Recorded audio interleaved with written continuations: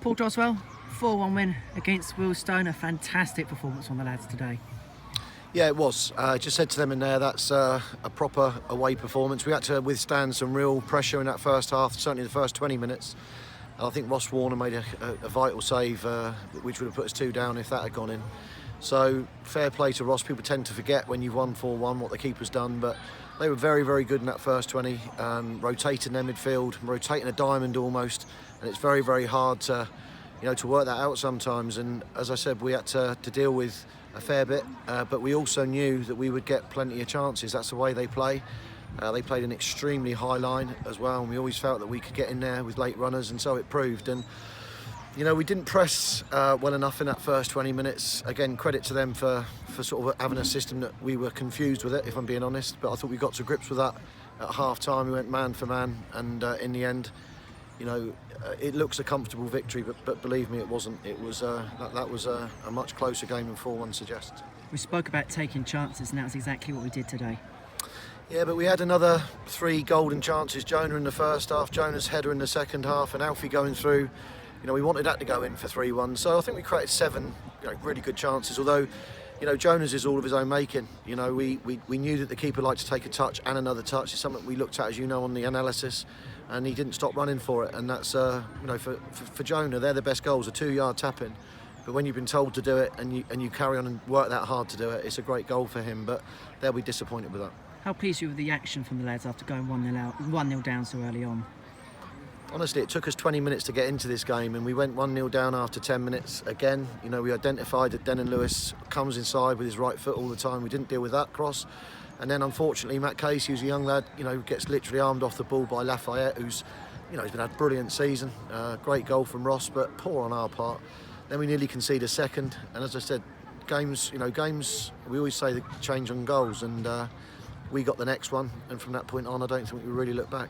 Just speak about the supporters. They were absolutely magnificent today. We've just seen a 10-minute serenade after the full-time whistle, a view of the lads and everyone there. At a ground like this, where the fans really do get behind their side, having a very vocal away support show today was absolutely vital.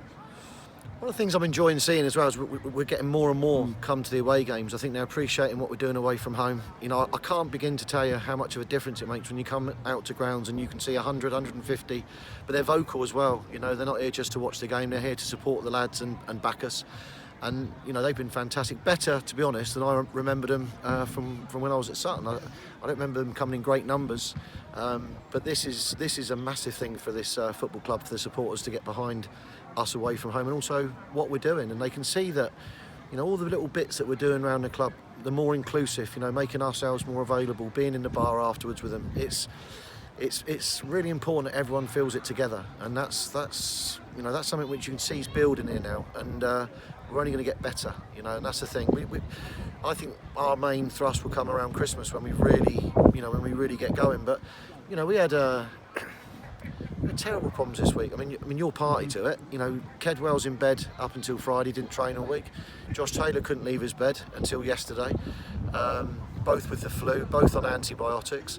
Rory, it was a different injury, but Rory sort of, Brad Tarbuck, who was I thought superb last week, he gets a hammy on Tuesday, and the list was endless, all week. And what we've done is we've done this without probably in any of the 13 games having actually our best 11 even available. Wes Fogden, great player for us, Wes, and still not available. So when you start looking at who's not available, it was a big performance from the players today. And I've got to say, Alfie Rutherford, I thought was superb when he came on. I thought he changed the game for us. His running, his directness. I thought Younger was outstanding today.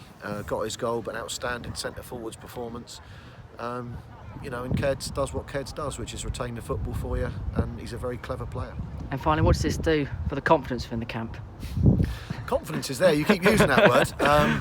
I think I said to you before on Thursday that this could go either way, this game, and it could be a 3 or 4-0. It could be whatever. It could be a 4-4.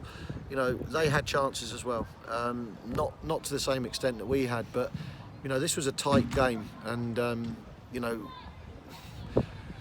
I keep going back to the Chelmsford game, the Welling game, the Braintree game, where we're creating 24, 25 chances. Today we created probably 8 and scored 4. And as I said, your luck You know, we talk about luck. Your luck on the amount of chance you take will change, and it was good today. You know, four good goals of the 8 chances that we created instead of 1 out of about 25.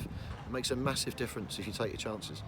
Dos, there's going to be some happy faces going down the A3 and on the train tonight. Thank you very much. Thank you, Henry. Cheers.